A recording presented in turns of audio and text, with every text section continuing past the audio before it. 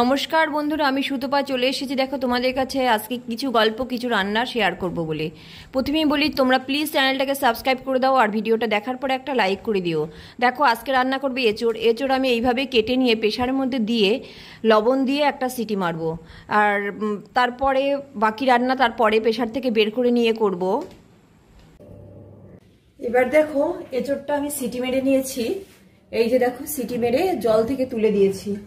আর এঁচোড়ে দেবো বলে আমি বড় বড় সাইজের এরকম বড় বড় দুটো আলু এই যে ছোট ছোট করে কেটে এঁচোড়ের মতন করেই কেটে নিয়েছি। এবার এগুলোকে ভাজবো, তার জন্য আমি কড়াই বসিয়ে দিয়েছি। কড়াইতে দেব তেল। এঁচোড় রান্নায় একটু তেল বেশি লাগবেই। আর এটা আমি রান্না করবো আজকে নিরামিষ ভাবে। আজকে পেঁয়াজ রসুন কিছু দেব না, নিরামিষ করব। এঁচোড় তো বিভিন্ন রকমের করেই রান্না করা যায়, আজকে একটু নিরামিষ করি, পরে অন্যদিন আবার অন্যরকম করে করব। প্রথমে আলুগুলো দিয়ে আলুগুলো ভেজে তুলবো। যে তুলবো না, এর মধ্যে এঁচোড়গুলো দিয়ে ভাজবো। এটাকে ভালো করে ভাজতে হবে।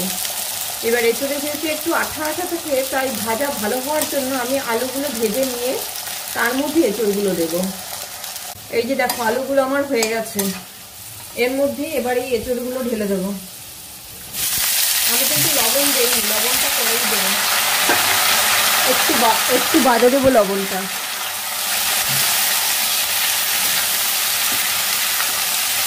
এবারে এটাকে ভালো করে নাড়বো ভাজা হওয়ার জন্য।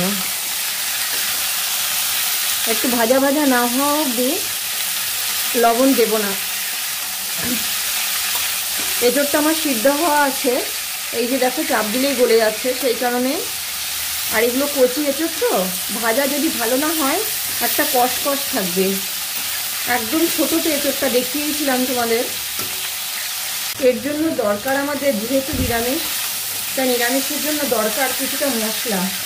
তার জন্য দেখো আমি আদা কাঁচা লঙ্কা তোমার দেখাচ্ছি।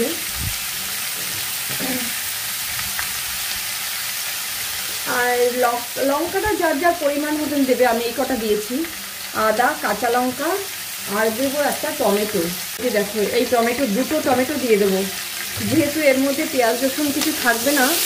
এবার এঁচোড়ের কাইটা নাহলে তৈরি হবে না, একটু টমেটো দিতে হবে, দিলে কাইটা তৈরি হবে। আর ধনে আর জিরের গুঁড়ো আমার আছে, কাঁচা ধনে জিরের গুঁড়োই পরে দিয়ে দেবো মশলার মধ্যে। এই যে এগুলো ভালো করে ভাজা হয়ে গেছে দেখো, এঁচোড় আর আলু। এবার এগুলোকে নামিয়ে নেব।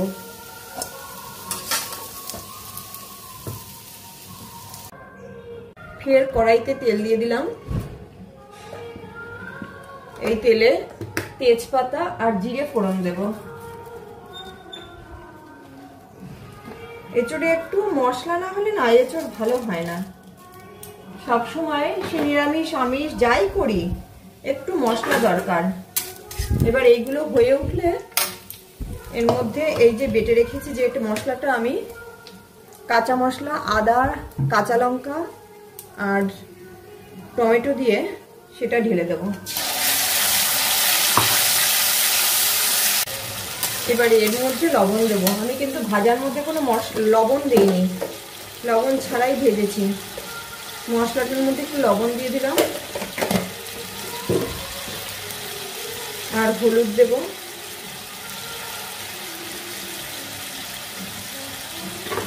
আর দেব গুঁড়ো জিরে আর ধনে গুঁড়ো।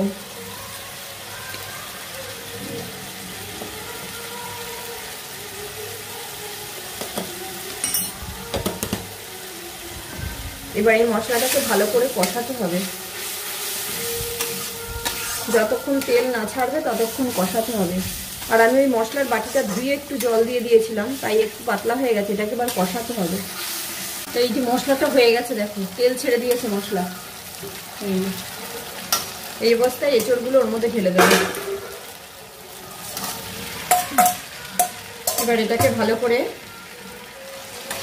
মিশিয়ে নেব, পুরো ভালো করে মেশাবো। মিশিয়ে জল দেব অল্প পরিমাণে। দেখাচ্ছি আমি কতটা জল দেব। একটুখানি চিনি দেবো ওর মধ্যে, অল্প একটু, খুব বেশি দেবো না, না হলে এঁচোড়ের কাঁচা ভাবটাই পানসা ভাবটা থেকে যাবে। ঠিক এই যে এইটুকু চিনি দেবো।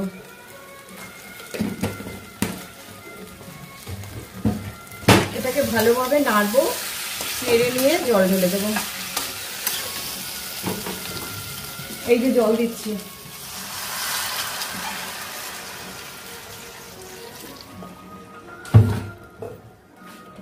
এইবার এটা ভালো করে ফুটবে। এটা ঢাকবো না, যেই ফুটে উঠবে সঙ্গে সঙ্গে নাড়বো, একটু বাদে বাদেই নাড়বো, তারপরে লবণ টেস্ট করবো। লবণ তো দিয়েছি, এটা এইভাবেই থাকবে, টকবক করে ফুটে উঠুক আগে। এই যে দেখো এটা হয়ে গেছে, এরকম একটু ঝোল ঝোল থাকবে অল্প করে, তখন এটাকে গ্যাস অফ করে দেবো। আর গ্যাস অফ করার আগ দিয়ে এর মধ্যে দেবো একটুখানি, যেহেতু নিরামিষ, একটু ঘি আর একটু গরম মশলা দেবো। একটু ঘির গন্ধ না হলে ঠিক ভালো লাগবে না। একটু ঘি,